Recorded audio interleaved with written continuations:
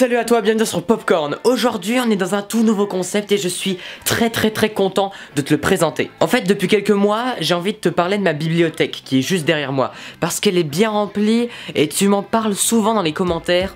C'est assez intriguant quand même, toutes ces choses qu'il y a cachées derrière moi. Et en fait j'ai plein de choses à dire à propos de cette bibliothèque, de ma collection de mangas, de Blu-ray, de livres de BD, de plein de livres qui m'ont forgé quand j'étais enfant. Et je pense que ça peut être très intéressant de te raconter un petit peu leur histoire. Alors évidemment si ça te plaît, il y aura d'autres épisodes, là c'est que le premier. Et on va surtout parler de ma collection et de quelques petites pièces un petit peu rares de cette collecte qui peuvent être intéressants, notamment des livres que j'ai lus quand j'étais enfant et qui m'ont beaucoup plu. Le problème c'est que je ne sais pas du tout où poser cette caméra. On va aller s'asseoir sur mon lit. Alors je sais pas du tout combien j'ai d'œuvres dans ma bibliothèque. En tout cas il y a plus de 100 Blu-ray et peut-être plusieurs centaines de mangas. Il doit y avoir plusieurs milliers d'euros d'objets là-dedans. Alors il y en a qui vont me dire ouh t'es riche, ouh loulou, c'est pas bien. Bah en fait moi j'ai toujours eu de la chance parce que mes parents n'ont jamais eu vraiment de gros problèmes d'argent.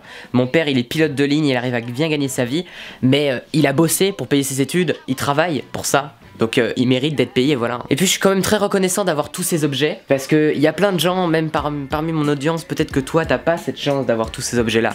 Et c'est pas grave parce que il y a d'autres façons d'obtenir des mangas sans payer sur internet, je dirais pas lesquels, hein. Les scans.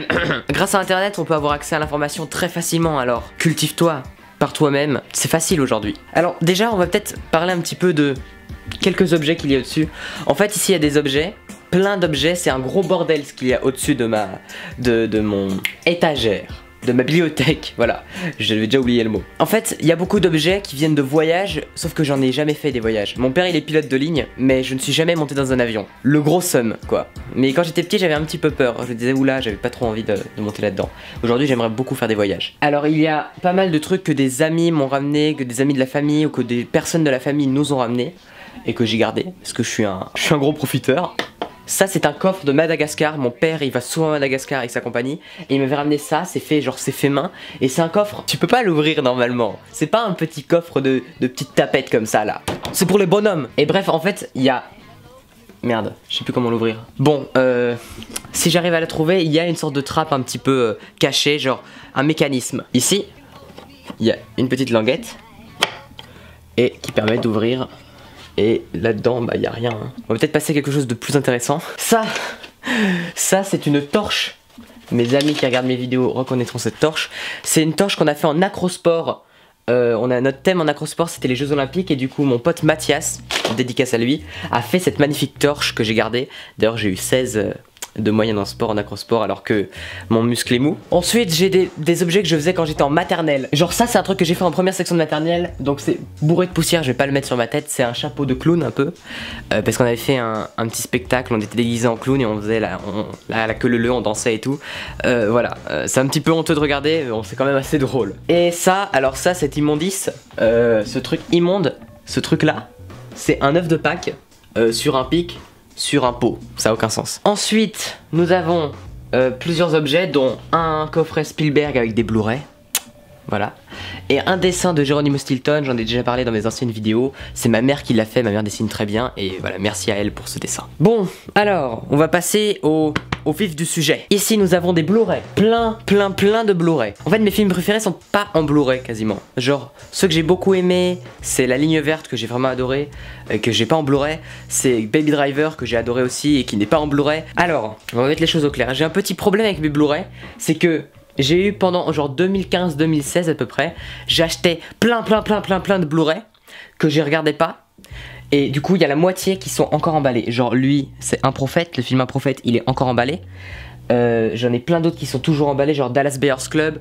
Le pire c'est Into the Wild, qui est toujours emballé depuis 2 ou 3 ans, que j'ai toujours pas vu. Je sais pas, je trouve pas trop le temps de regarder, j'ai pas la motivation de regarder des films en ce moment. En vrai je regarde surtout des vidéos YouTube. Ensuite nous allons passer au manga. Alors vous êtes énormément sur ma chaîne à me dire fais des vidéos sur les mangas, j'adore les mangas, la moitié de ta communauté elle est fan de mangas.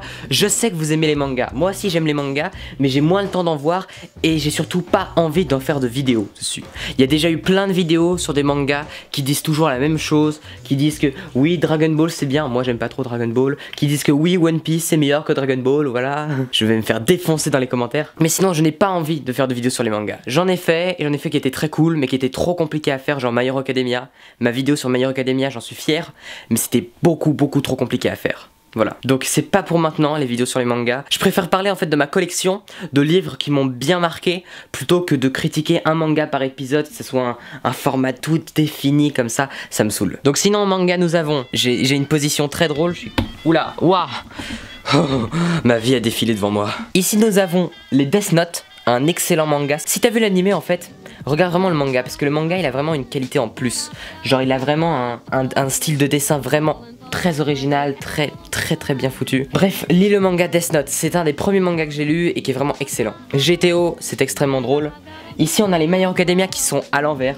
Parce que j'ai un petit problème moi, c'est que ma bibliothèque, il y a 3 bibliothèques. Si tu peux les voir ici, il y en a 3. J'ai énormément de choses, j'ai tellement de choses à mettre dans ma bibliothèque que je trouve même plus la place pour les ranger de façon ordonnée comme ça, genre à la verticale. Du coup j'en mets à l'horizontale, il y en a qui sont derrière sur 3 rangées, il y a des mangas qui sont cachés derrière plein d'autres trucs. Bref, c'est le gros bordel. Du coup je viens avec cette émission un petit peu déterrer ces petits trésors de ma bibliothèque pour te montrer un peu plein de choses plutôt cool. Bon, on va pas trop s'attarder sur tous les mangas que j'ai parce que j'ai plein de séries différentes, plein de mangas que j'ai commencé qu'avec un ou deux tomes parce que souvent j'ai du mal à finir les séries. Nous avons les Bakuman. Tous les Bakuman, en fait Bakuman c'est un manga qui m'a vraiment bercé durant mon enfance, qui est vraiment important pour moi, mais j'ai beaucoup de mal à le relire en ce moment parce que dès que j'ai commencé à le relire, je vois tous les côtés un petit peu misogynes dans le manga parce qu'il y a des sortes de petites allusions misogynes à la culture japonaise parce que les japonais sont genre la femme au Japon, on lui dit tu ferais une bonne épouse, bah c'est un beau compliment.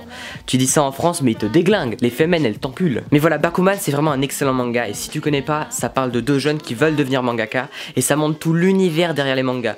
Et si ça te passionne un petit peu le dessin, la création artistique et voir un petit peu le côté stressant et captivant des maisons d'édition, eh bien regarde ça, c'est vraiment génial. Regarde l'animé que j'ai pas regardé ou lis le manga qui est vraiment magnifique. D'ailleurs, c'est par les auteurs de Death Note, donc c'est de très bons auteurs, un excellent dessinateur. Et je suis en train de m'étouffer. Tiens, je vais profiter pour te montrer un petit secret. Genre, bon là on passe derrière, ici ce sont mes lumières qui éclairaient ma bibliothèque. Et si tu peux le voir là-haut, alors, merde, tu vois les tomes jaunes ici? Il y a des tomes jaunes là. Ces tomes jaunes, il y en a sur tout le long de cette étagère. Tout le long, il y a des tomes jaunes derrière mes livres de développement personnel. Et bien ces tomes jaunes, ce sont les tomes de Geronimo Stilton dont je t'ai déjà parlé dans mes vidéos, qui est le livre qui m'a le plus marqué quand j'étais enfant. Lis ça, va juste t'intéresser un petit peu à Geronimo Stilton parce que c'est vraiment génial. Bon, maintenant que je t'ai un petit peu présenté ma bibliothèque, je vais te parler de quelques petites pépites de ma bibliothèque, notamment des livres que je lisais quand j'étais enfant. Alors on va essayer de se poser un petit peu. Est-ce que je peux poser ça là? Voilà, maintenant c'est posé, je vais te parler de 3 livres qui m'ont marqué et que j'ai beaucoup apprécié quand j'étais plus jeune. Alors tout d'abord, c'est la série Seul. Je pense que tu la connais parce qu'elle est très connue, il y a même eu un film. Les gens disent que le film était vraiment excellent, je l'ai même pas vu encore le film. Seul en fait ça raconte l'histoire de 5 enfants, ouais c'est bien ça, 5 enfants qui se réveillent un matin et qui découvrent qu'ils sont seuls, qu'il n'y a plus personne dans les rues. Il y a des voitures, il y a des maisons, mais plus personne à part eux. Ils vont devoir un peu survivre et découvrir qu'il y a d'autres enfants, qu'il reste plus que des enfants, et qu'il y a des sortes de petites civilisations qui sont en train de se créer, des sortes de clans bizarres qui sont en train de tout manigancer derrière. Et c'est ultra intéressant, j'ai pas tout lu de tout ce qui est sorti, mais c'est vraiment passionnant comme série. Ça permet de parler de la société, de parler de la violence dans la société. En fait c'est un petit peu comme The Walking Dead. C'est un côté un petit peu, c'est pas des zombies, mais c'est le côté survie, de se dire il n'y a plus rien, les enfants sont en fait comme des adultes qui sont complètement perdus et qui doivent essayer de trouver un moyen de survivre. Et ça va vraiment dans les tréfonds un petit peu de l'humain. Bref, c'est vraiment passionnant comme histoire. De toute façon, les histoires de survie, moi ça m'a toujours passionné. Quand je lisais à fond des mangas qui étaient des Battle Royale, genre ils sont 15, ils doivent s'entretuer, il en reste qu'un à la fin. Ce genre de manga comme Mirai Nikki, comme King's Game, j'en lisais plein quand j'étais plus jeune et j'adore ce genre de truc. Ensuite, une deuxième œuvre, c'est les guides juniors. Je pense que tu connais les guides juniors si t'es déjà allé au collège. Les guides juniors, j'en ai eu plein, j'ai quasiment tout lu. En fait, je me suis arrêté de les lire quand j'ai vu le guide de tes 10 ans. Je me suis dit, merde, genre je devais avoir peut-être de 13 ou 14 ans quand je voyais ça, je me suis dit, oh, j'ai plus 10 ans, ouais, le livre il est pour les enfants, je vais arrêter de le lire. Et en vrai c'est bien, c'est très bien et ça fait longtemps que je n'ai pas lu. Tout était cool dedans, genre il y avait même les doubles pages de les pages de garde, c'était avec des trucs très cool à l'intérieur.